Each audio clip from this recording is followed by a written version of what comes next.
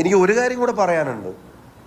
ബഹുമാനപ്പെട്ട എതിർ സ്ഥാനാർത്ഥി ഇന്റർവ്യൂ ചെയ്ത മാധ്യമങ്ങളിൽ പലരും അത് ഫേക്കാണെന്നുള്ള പരാതി ഉയരുന്നു എന്നൊരു വാക്ക് പോലും അവരോട് ചോദിക്കാൻ പ്രയാസപ്പെടുന്നത് ഞാൻ കണ്ടു. ഒരു വാചകം ഒന്ന് സൂചിപ്പിക്കാൻ, നിങ്ങളത് ഫേക്കാണെന്ന് പറയണ്ട, അത് ഫേക്കാണെന്നുള്ളൊരു പരാതി ഉയർന്നിട്ടുണ്ടല്ലോ എന്നൊരു വാചകം നിങ്ങളുടെ ചോദ്യങ്ങളിൽ ഒന്ന് ചോദിക്കാൻ. ഞാനാണെങ്കിൽ നിങ്ങൾ എത്ര ചോദ്യം ചോദിച്ചിട്ടുണ്ടാവും? റിപ്പീറ്റഡ് ആയിട്ട് ഈ വ്യക്തിഹത്യയുടെ കാര്യത്തിലും വർഗീയ പ്രചരണങ്ങളുടെ കാര്യത്തിലും നിങ്ങളുടെ എത്ര ചോദ്യത്തിന് ഞാൻ ഉത്തരം പറഞ്ഞു. ഒരു വർഗീയവാദിയായിട്ട് ചിത്രീകരിക്കപ്പെടുന്നത് അത്ര സുഖകരമായിട്ടുള്ളൊരു അനുഭവമല്ല. അത് തെരഞ്ഞെടുപ്പ് ജയിക്കാനോ തോക്കാനോ എന്നുള്ളതൊന്നുമല്ല. ഒരു മനുഷ്യൻ എന്നുള്ള നിലക്ക് പൊതുസമൂഹത്തിൽ ജീവിക്കുന്ന ഒരാൾക്ക് ഈ വർഗീയതയുടെ പട്ടം ഇങ്ങനെ ചാർത്തി കിട്ടുന്നത് രസകരമായിട്ടുള്ളൊരു അനുഭവമല്ല. അതിന് നിരന്തരം മറുപടി പറയേണ്ടി വരുന്നത് തന്നെ പ്രയാസമാണ്. മറ്റേത് ആരോപണം പോലെയല്ല.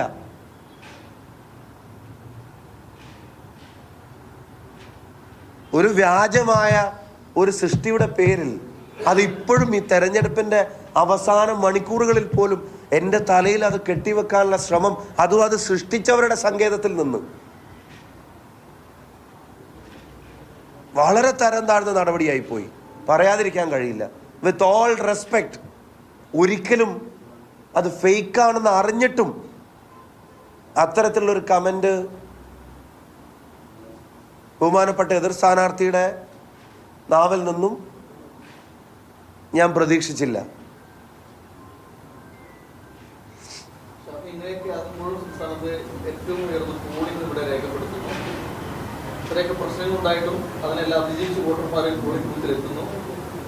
ഞാൻ ഈ പോളിംഗിന്റെ ശതമാനക്കണക്കുകൾ പുറത്തു വരുന്നതിന് മുമ്പേ, പോളിംഗ് പൂർത്തിയാവുന്നതിന് മുമ്പേ ഞാൻ പാലക്കാട് വോട്ട് ചെയ്ത് വടകരയിൽ വന്ന് ഇറങ്ങി ഇതേ സ്ഥലത്ത് മാധ്യമങ്ങളെ കാണുമ്പോൾ ഞാൻ പറഞ്ഞിട്ടുള്ളൊരു കാര്യമുണ്ട്. എല്ലാ വർഗീയ ധ്രുവീകരണ ശ്രമങ്ങളെയും എല്ലാ വ്യാജ പ്രചരണങ്ങളെയും വടകരയിലെ ജനങ്ങൾ അതിജീവിക്കും, UDF അതിജീവിക്കും. No lame reasons.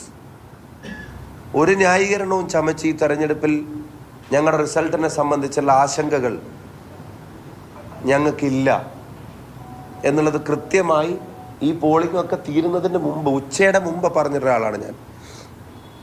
അത് വൈകുന്നേരം ആയപ്പോഴത്തേക്കും ആ നിലയിൽ ഉയർന്നിട്ടുണ്ടെങ്കിൽ അതിൻ്റെ കാരണങ്ങളും ഞങ്ങൾ അഡ്വാൻസ് ആയിട്ട് പറഞ്ഞിട്ടുണ്ട്. രാജ്യത്തെ വീണ്ടെടുക്കാനുള്ള തെരഞ്ഞെടുപ്പ്, 2 ജനവിരുദ്ധ ഭരണകൂടങ്ങളുമുള്ള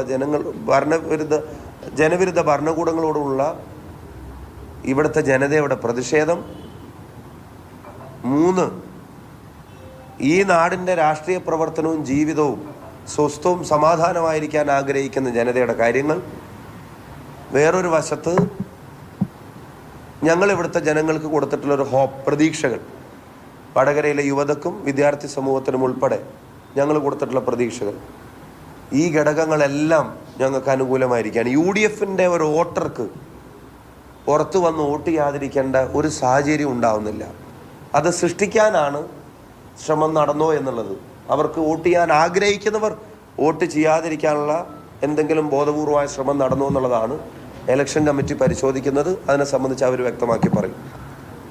പക്ഷേ LDFന്റെ വോട്ടിന് അല്ലെങ്കിൽ BJP വോട്ടുകൾക്ക് അവരുടെ ഭരണകൂടങ്ങൾ അവരിലുണ്ടാക്കിയ നിരാശ, അതുൾപ്പെടെയുള്ള കാര്യങ്ങൾ ഒന്നല്ലെങ്കിൽ മാറി ചിന്തിക്കാനോ അല്ലെങ്കിൽ വോട്ട് ചെയ്യാതിരിക്കാനോ മാത്രം ഗൗരവമുള്ളതായിരുന്നു എന്ന് ഞങ്ങളുടെ രാഷ്ട്രീയ നിരീക്ഷണത്തിൽ പറയുന്നു. ഞങ്ങൾ കംഫർട്ടബിളായിട്ട് വടകര പാർലമെൻറ്റ് മണ്ഡലം ജയിക്കും എന്നുള്ള കാര്യത്തിന് ഒരു സംശയവും വേണ്ടെന്ന് ഞങ്ങളെ കാണുന്ന കേൾക്കുന്ന മുഴുവൻ ജനങ്ങളോടും പറയും. ഇവിടുത്തെ ജനത നൽകിയ പിന്തുണ അത് വാക്കിൽ പറഞ്ഞു തീർക്കാൻ കഴിയുന്ന ഒന്നല്ല. ഞങ്ങളുടെ സ്വീകരണ പരിപാടികളൊക്കെ മണിക്കൂറുകൾ വൈകുമ്പോഴും വഴിവാക്കിൽ കാത്തുനിന്ന, പുലർച്ചെ വരെ കാത്തുനിന്ന അമ്മമാർ, സഹോദരിമാർ, കൈക്കുഞ്ഞുങ്ങൾ ഉൾപ്പെടെയുള്ള ആളുകൾ ഇന്നലെ രാത്രി പോളിംഗ് 11:41 നടക്കുമ്പോഴും 5 മണിക്ക് മുമ്പ് പോളിംഗ് ബൂത്തിലെത്തിയിട്ട്, അല്ലെങ്കിൽ 6 മണിക്ക് മുമ്പ് പോളിംഗ് ബൂത്തിലെത്തിയിട്ട് 11:41 അവസാനത്തെ വോട്ടും പോൾ ചെയ്യുന്ന ആ വ്യക്തി വരെയുള്ള ആളുകൾ ഈ ജനാധിപത്യ പ്രക്രിയയോട് കാണിച്ചിട്ടുള്ള വലിയ കമ്മിറ്റ്മെൻറ്റിനെ വലിയ ആദരവോടുകൂടിയാണ് ഞങ്ങൾ നോക്കിക്കാണുന്നത്. ഇത്തരം ശ്രമങ്ങളെല്ലാം ബോംബിൻ്റെ രാഷ്ട്രീയത്തെയും വർഗീയ രാഷ്ട്രീയത്തെയും ധ്രുവീകരണ ശ്രമങ്ങൾ ഞാൻ അടിവരയിട്ട് പറയുന്നു. UDF സ്ഥാനാർത്ഥി ധ്രുവീകരണം നടന്നു എന്ന് പറഞ്ഞിട്ടില്ല. വടകരയിലെ ജനത ആ ധ്രുവീകരണങ്ങളെ മറികടക്കാൻ മാത്രം ജനാധിപത്യ ബോധമുള്ളവരും കോമൺ സെൻസ് ഉള്ളവരുമാണ്.